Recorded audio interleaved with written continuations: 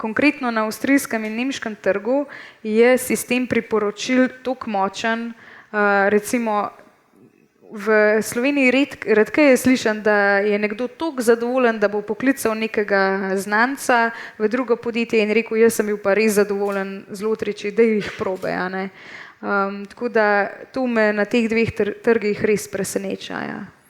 Pa se to dogaja samo pri manjših strankah ali to isto velja za korporacije? Ali celo bolj? Predvsem velika podjetja, ja.